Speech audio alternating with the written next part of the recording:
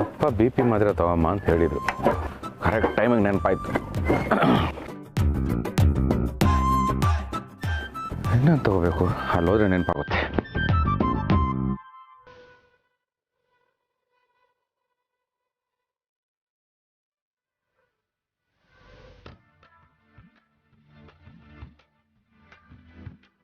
ಮಾತ್ರೆ ಎಲ್ಲ ಸಿಕ್ಕಾಪಡೆ ಕಾಸ್ಟ್ಲಿ ಆಗಿಬಿಟ್ಟಿದೆ.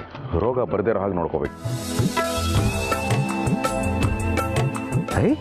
ಗುಲಾಬಿ, ಅದು ಜೋಡಿ ಗುಲಾಬಿ. ನನ್ನ ಗಾಡಿ ಮೇಲೆ ಯಾರು ಇಟ್ಟಿರೋದು? ಅದು ನಿಮ್ಗೇನೆ. ಯಾರು ಮೇಡಮ್ ನೀವಾ?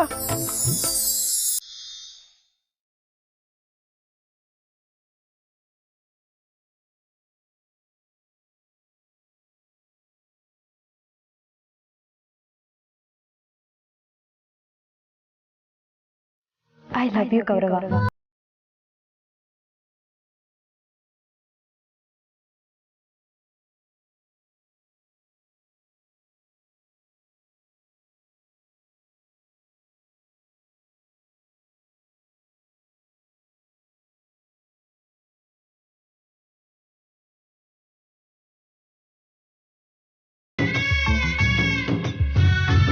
ಗೌರವನ ಗೌರವವಾಗಿ ಬದುಕ್ತಾ ಇರೋ ನನ್ನನ್ನ ಕೌರವ ಅಂತೀರಾ, ಜೊತೆಗೆ ಲವ್ ಮಾಡ್ತೀರಾ ಅಂತ ಬೇರೆ ಕೇಳ್ತೀರಾ?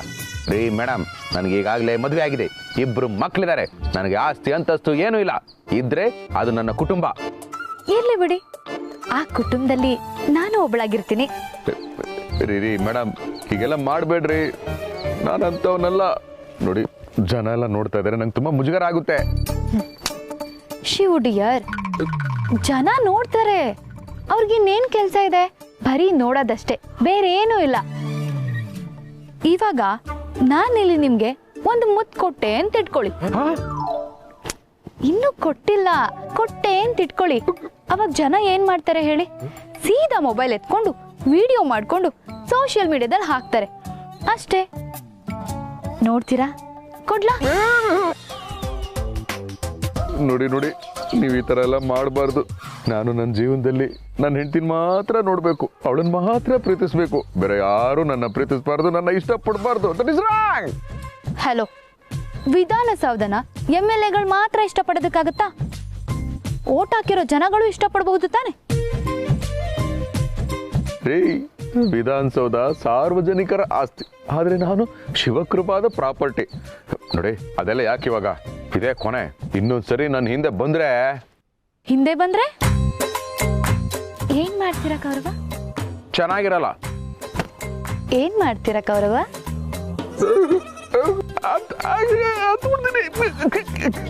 ಅಳ್ತೀರಾ?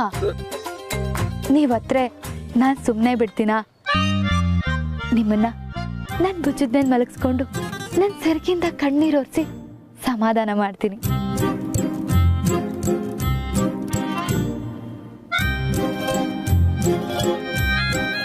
ರಮಣ, ಚೆನ್ನಾಗಿದ್ದೀರಾ? ಆಮೇಲೆ ಏನ್ ಸಮಾಚಾರ?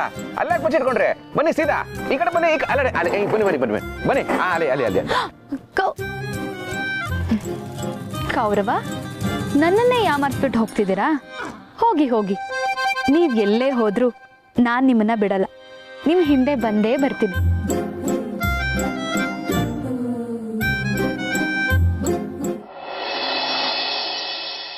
ಗಿರಿ, ಗಿರಿ,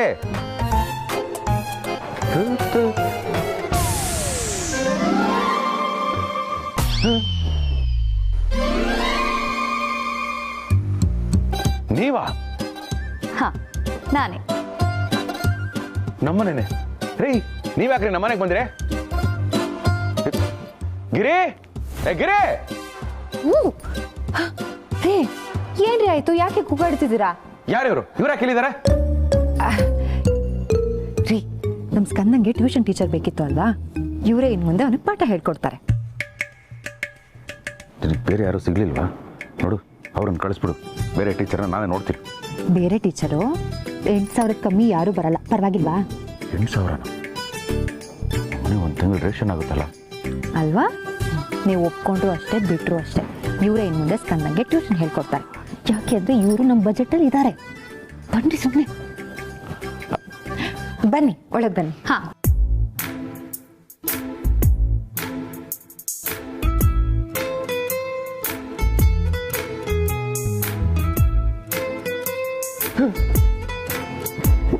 ಬನ್ನಿ, ಪ್ರೀತಿ ಪಾಠ ಮಾಡ್ತೀನಿ. ನೋಡಿ ನಾನು ಹೇಳಿದ್ದು ನಿಮ್ಮ ಮಗನಿಗೆ ಪ್ರೀತಿಯಿಂದ ಪಾಠ ಹೇಳ್ಕೊಡ್ತೀನಿ ಅಂತ. ಬನ್ನಿ.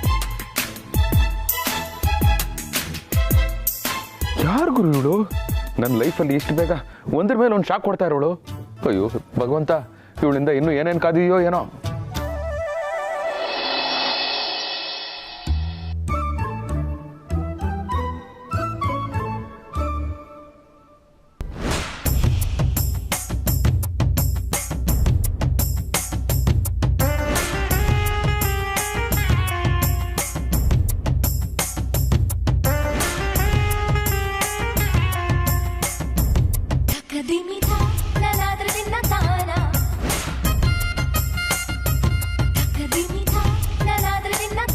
ಸ್ಕಂದ, ಇಷ್ಟೊತ್ತು ಮಾಡಿದ ಪಾಠದಲ್ಲಿ ನಾನೊಂದು ಕ್ವೆಶನ್ ಕೇಳ್ತೀನಿ, ಆನ್ಸರ್ ಮಾಡ್ತೀಯಾ?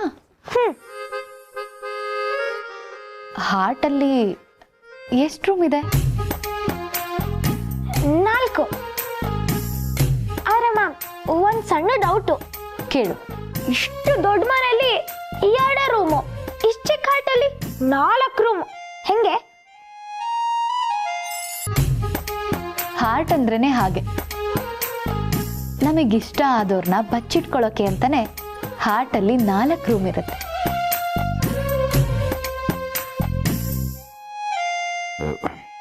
ಟೀಚರ್, ಮಕ್ಕಳಿಗೆ ಇದನ್ನೇನ ಹೇಳ್ಕೊಡೋದು ನೀವು? ನೋ ನೋ ನೋ ನೋ, ನಾನು ಇದನ್ನ ಒಪ್ಪೋದಿಲ್ಲ.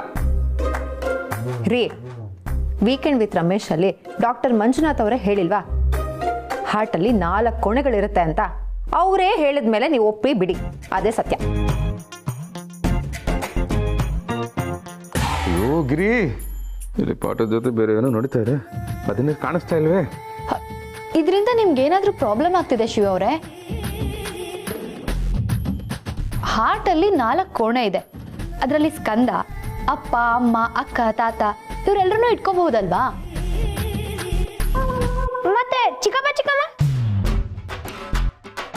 ಸ್ಕಂದ, ನಿನ್ನ ಹಾರ್ಟಲ್ಲಿ ಅವ್ರಿಲ್ಲ ಅಂದ್ರು ಅವ್ರ ಹಾರ್ಟಲ್ಲಿ ನೀನು ಖಂಡಿತ ಇರ್ತೀಯ.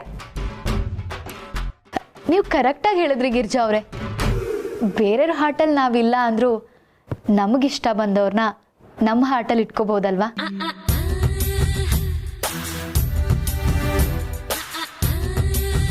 ಇವಮ್ಮ ಸೈಂಟಿಫಿಕಲ್ ಆಗಿ ಹಾರ್ಟ್ ಬಗ್ಗೆ ಹೇಳ್ತಾ ಇಲ್ಲ, ನನಗೆ ಸಿಂಕ್ ಆಗಲಿ ಅಂತ ಹೇಳ್ತಾ ಇದ್ದಾಳೆ. ಆದರೆ ಇದು ನಮ್ಮ ಗಿರಿಗೆ ಸಿಂಕ್ ಆಗ್ತಾ ಇಲ್ವೇ? ನೋನು, ನನ್ನ ಸಂಸಾರ ಸಿಂಕ್ ಆಗಕ್ಕೆ ನಾನು ಬಿಡಲ್ಲ, ಟಾಪಿಕ್ನ ಚೇಂಜ್ ಮಾಡಿಸ್ತೀನಿ. ಗಿರಿ, ರೀ, ನಮ್ಮ ಸ್ಕಂದ ಸೈನ್ಸಲ್ಲಿ bright student, just like father, not Shivaprasad. ಆದರೆ ಮ್ಯಾಥ್ಸಲ್ಲೇ ಸ್ವಲ್ಪ ವೀಕು. ಟೀಚರ್ ಅಮ್ಮನಿಗೆ ಮ್ಯಾಥ್ಸ್ ಹೇಳ್ಕೊಡಕ್ಕೆ ಹೇಳು. ಹೌದು ಟೀಚರ್, ನನ್ನ ಮಗ ಮ್ಯಾಥ್ಸಲ್ಲಿ ಸಿಕ್ಕಾಪಟ್ಟೆ ವೀಕು. ನೀವು ಅವನಿಗೆ ಮ್ಯಾಥ್ಸೇ ಹೇಳ್ಕೊಡಿ. ಓಕೆ, ನಾನು ಮ್ಯಾಥ್ಸೇ ಹೇಳ್ಕೊಡ್ತೀನಿ. ಹಾಂ ರೀ, ನಾನು ಸಂಧ್ಯಾ ಅವ್ರ ಮನೆ ಫ್ರಿಜ್ಜಲ್ಲಿ ತರಕಾರಿ ಇಟ್ಟು ಬರ್ತೀನಿ. ಬೇಗ ಬಂದ್ಬಿಡು. ಸರಿ. ಸ್ಕಂದ, ನಿನಗೆ ಮ್ಯಾಥ್ಸ್ ತಾನೇ ಹೇಳ್ಕೊಡ್ಬೇಕು. ಹೋಗು, ಮ್ಯಾಥ್ಸ್ ಬುಕ್ ತಗೊಂಡ್ ಬಾ. ಸ್ಕಂದ, ನೀನು ಒಬ್ಬನೇ ಹೋಗೋದಕ್ಕೆ ಭಯ ಆಗುತ್ತೆ, ನಿನ್ನ ಜೊತೆ ನಾನು ಬರ್ತೀನಿ, ಬಾ. ಅಪ್ಪ, ನಾನೇನು ಕಾಡಿಗೆ ಹೋಗ್ತಾ ಇಲ್ಲ, ಮ್ಯಾಥ್ಸ್ ಬುಕ್ ತರಕ್ಕೆ ರೂಮಿಗೆ ಹೋಗ್ತಾ ಇದ್ದೀನಿ, ಬಂದೇ ಇರು. ಗೌರವ್, ಓಕೆ, ನಿಮ್ಮಿಷ್ಟದಾಗೆ ನಿಮ್ಮ ಮಗನಿಗೆ ಮ್ಯಾಥ್ಸೇ ಹೇಳ್ಕೊಡ್ತೀನಿ. ನಿಮಗೆ ಗಣಿತದ ಬಗ್ಗೆ ಎಲ್ಲ ಥರ ಲೆಕ್ಕಾಚಾರ ಗೊತ್ತು ತಾನೆ? ಯಾ ಹಾಂ, ನಾನೊಂದು ಕೇಳ್ತೀನಿ, ಹೇಳ್ತೀರಾ? ಪ plus love is equal to ಏನು? ಏನು? ಪ ಲವ್ ಲವ್. ಅದೇ ನಿಮ್ಮ ಹೆಂಡತಿ ಈಗ ತಾನೇ ಹೇಳ್ಬಿಟ್ಟು ಹೋದ್ರಲ್ಲ, ಬೆಳಿಗ್ಗೆ ಪಲಾವ್ ಮಾಡಬೇಕು ಅಂತ ಅನ್ಕೊಂಡಿದ್ದೀನಿ ಅಂತ. ಆ ಪಲಾವ್ ಅದು ಬಿಡಿ, ಇನ್ನೊಂದು ಕೇಳ್ತೀನಿ. 1 + 1 = ಎಷ್ಟು? This is very silly question. Wrong. 1 + 1 = 1.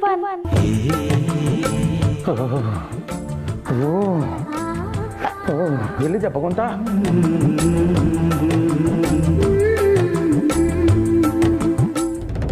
ನಾನೇನ್ ಮಾಡೋದಕ್ಕೆ ಸಾಧ್ಯ ಶಿವಪ್ರಸಾದ್?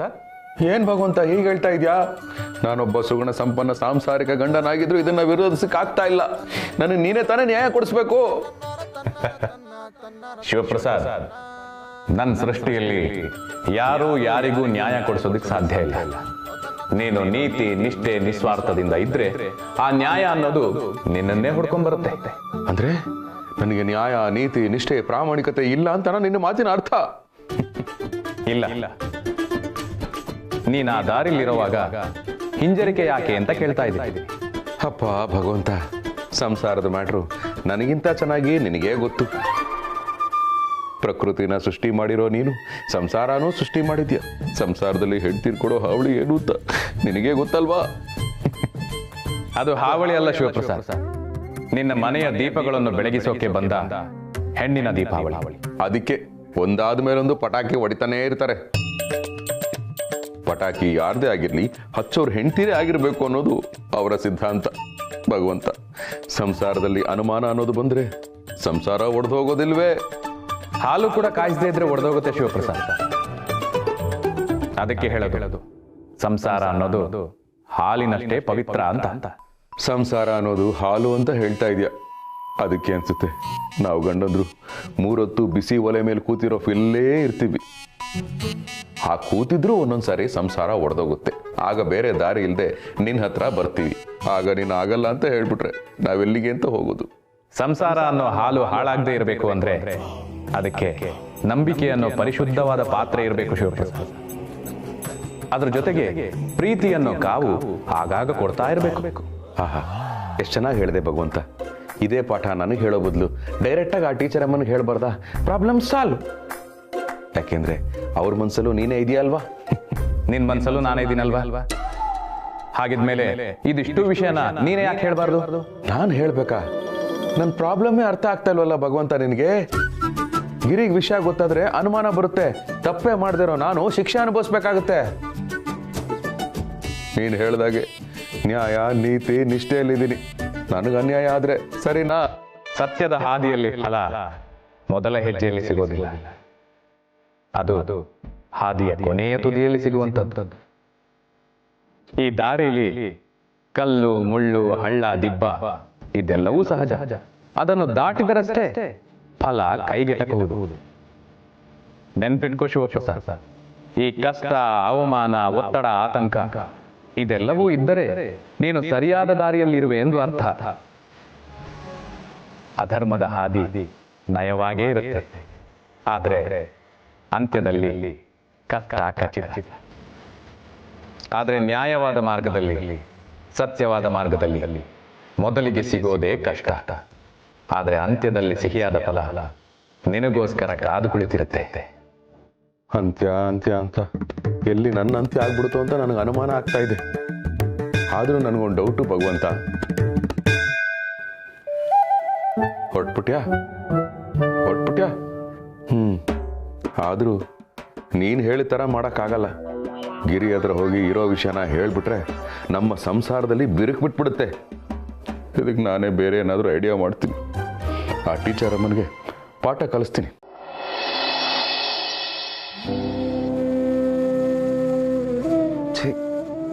ಏನೇನೋ ಕನಸುಗಳು.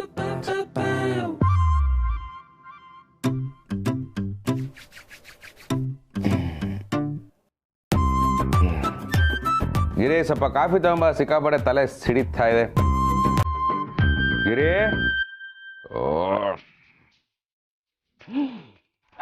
ಕಾಫಿ ಘಮ ಘಮ ಅಂತಿದೆ. ಗಿರಿ, ಥ್ಯಾಂಕ್ ಯು ಸೋ ಮಚ್.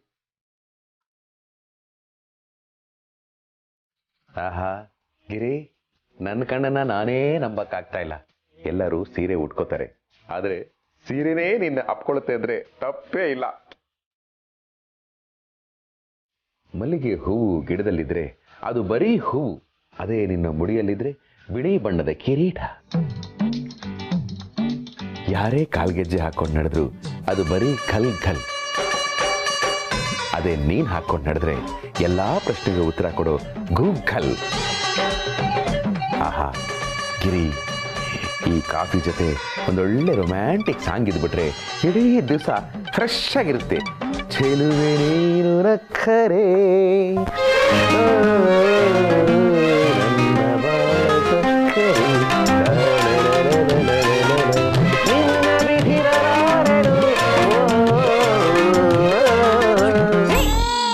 ಯಾಕೆ ಗಿರಿ, ಮೊಮೆಂಟು ಸಿಂಕ್ ಆಗ್ತಾ ಇಲ್ವಾ? ಸಿಂಕ್ ಆಗಿಲ್ಲ ಅಂದ್ರೆ ಹೇಳು, ಚಿನ್ನಿ ಪ್ರಕಾಶ್ ಅವ್ರನ್ನೇ ಕರ್ಸ್ಬಿಡೋಣ. ರೀ, ನಾನು ಇಲ್ಲಿದ್ದೀನಿ. ಅಯ್ಯೋ ಇದೇನಿದು, ಎರಡು ಗಿರಿ. ಎರಡೆರಡು ಗಿರಿ ಅಲ್ಲ, ಒಂದೇ ಗಿರಿ. ಬರೀ ಕಡೆ ಕರ್ಮ. ಇಲ್ಲಿದ್ದೀನಿ.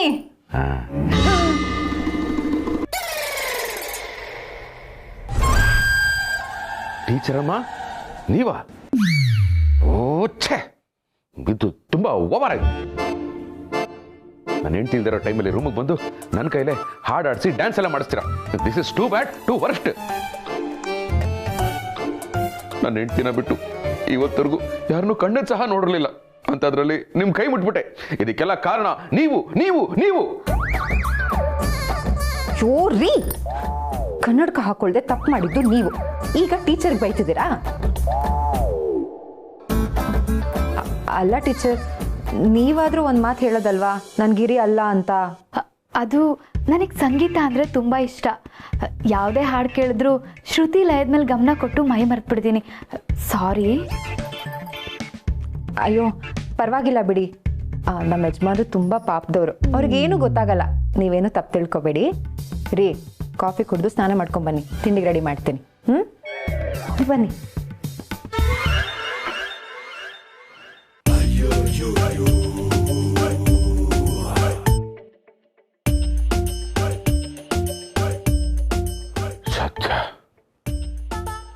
ಅಲ್ಲ ಭಗವಂತ, ನೀನ್ ನೋಡಿದ್ರೆ ಏನೇನೋ ಹೇಳಿದೆ, ಇಲ್ಲಿ ನೋಡಿದ್ರೆ ಏನೇನೋ ನಡೀತಾ ಇದೆ. ಪಾಪ ನನ್ನ ಗಿರಿ ನನ್ನ ಮೇಲೆ ಕ್ರಿಕೆಟ್ ಬುಕ್ಕಿಗಳು ನಂಬರ್ ಗುರುಜಿ ಮೇಲೆ ಇಟ್ಟಿರೋಷ್ಟು ನಂಬಿಕೆ ಇಟ್ಟಿದ್ದಾಳೆ. ಆ ನಂಬಿಕೆ ಯಾವುದೋ ಟೀಚರ್ ಅಮ್ಮನಿಂದ ಹಾಳಾಗ್ಬಿಡ್ತಿತ್ತಲ್ಲ. ಏನಪ್ಪ. Kaurava, I love you.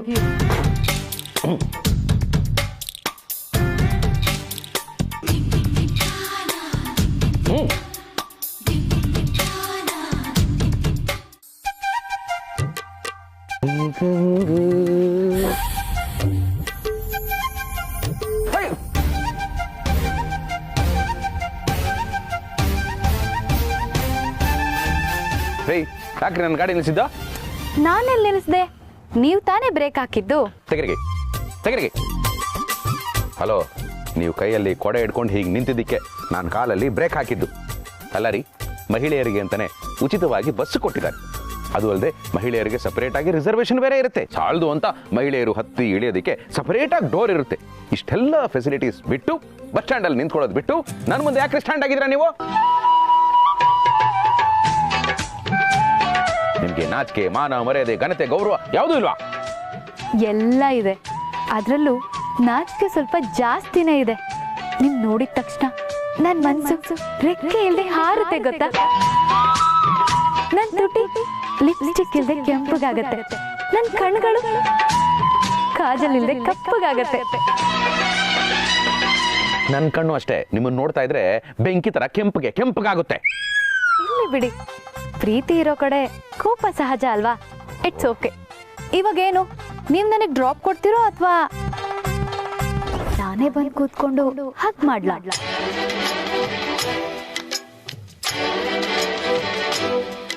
ರೀ ಟೀಚರ್ ಅಮ್ಮ, ಯಾಕ್ರಿ ನನಗೆ ಹೆಂಗ್ ಟಾರ್ಚರ್ ಮಾಡ್ತಾ ಇದ್ದೀರಾ? ನಂಗೆ ತುಂಬಾ ಹಿಂಸೆ ಆಗ್ತಾ ಇದ್ರಿ. ನೋಡಿ, ನಿಮ್ಮ ಮನ್ಸು ಮುಟ್ಕೊಂಡು ಹೇಳಿ, ಅಕಸ್ಮಾತ್ ಯಾರಾದ್ರೂ ಗಂಡಸು ನಿಮ್ಮ ಹತ್ರ ಬಂದ್ಬಿಟ್ಟು ನಿಮ್ಮನ್ನ ಹಗ್ ಮಾಡ್ತೀನಿ ಅಂತ ಹೇಳಿದ್ರೆ ನೀವು ಸುಮ್ಮನೆ ಇರ್ತಾ ಇದ್ರಾ? ನಿಮ್ಮ ಕಾಲಲ್ಲಿರೋದನ್ನ ಕೈಗೆ ತಗೊಳ್ತಾ ಇರ್ಲಿಲ್ವಾ? ಅಷ್ಟಕ್ಕೆ ನಿಲ್ಲಿಸ್ತಾ ಇದ್ರಾ? ಅಕ್ಕಪಕ್ಕದವ್ರನ್ನೆಲ್ಲ ಕರೆಸಿ ಧರ್ಮದೇಟು ಬಾರಿಸ್ತಾ ಇದ್ರಿ. ಆದ್ರೆ ನಾನು ಜೆಂಟಲ್ಮನ್, ಆ ಥರ ಎಲ್ಲ ಮಾಡೋದಿಲ್ಲ.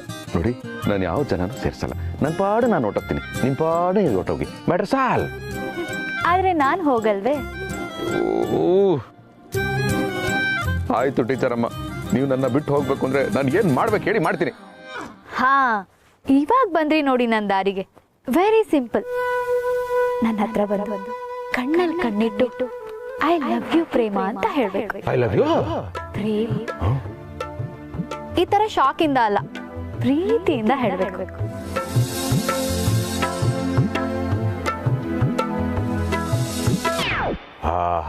ರೇ, ನನಗೆ ಇವಾಗ ಗೊತ್ತಾಯ್ತು ನಿಮ್ಮ ಸ್ಕೀಮ್ ಏನು ಅಂತ. ನಾನೀಗ ನಿಮ್ಮ ಹತ್ರ ಐ ಲವ್ ಯು ಹೇಳ್ತೀನಿ, ನೀವು ಡೈರೆಕ್ಟಾಗಿ ನನ್ನ ಹೆಂಡತಿ ಗಿರಿ ಹತ್ರ ಹೋಗ್ಬಿಟ್ಟು, ಗಿರಿಯವರೇ ನಿಮ್ಮ ಯಜಮಾನರು ನನಗೆ ಐ ಲವ್ ಯು ಹೇಳಿದ್ರು ಅಂತ ಹೇಳ್ತೀರಾ. ಅದಕ್ಕೆ ಗಿರಿ ನನ್ನ ಕರೆದ್ಬಿಟ್ಟು 4 ಬಾರಿಸಿ, ಏನ್ರಿ ಇವ್ರಿಗೆ ಐ ಲವ್ ಯು ಹೇಳಿದ್ರೇನ್ರಿ ಅಂತ ಹೇಳ್ತಾರೆ. ಆಗ ನನ್ನ ಸಂಸಾರ ಚುನೂರಾಗುತ್ತೆ. ಇದು ತಾನೇ ನಿಮ್ಮ ಸ್ಕೀಮು? ಚೇಚೆ, ನನ್ಗೆ ಆ ಥರ ಕೆಟ್ಟ ಉದ್ದೇಶಗಳಿಲ್ಲ. ನೀವು ಒಂದೇ ಒಂದ್ಸಲ ಐ ಲವ್ ಯು ಅಂತ ಹೇಳಿದ್ರೆ ಸಾಕು, ಇನ್ಯಾವತ್ತೂ ನಿಮ್ಮ ಕಣ್ಣಿಗೆ ಕಾಣಿಸ್ಕೊಳ್ಳಲ್ಲ. ನಿಜವಾಗ್ಲೂ ಹೇಳ್ತಾ ಇದ್ದೀರಾ? ನಿಜವಾಗ್ಲು. ಪ್ರಾಮಿಸ್? ಪ್ರಾಮಿಸ್.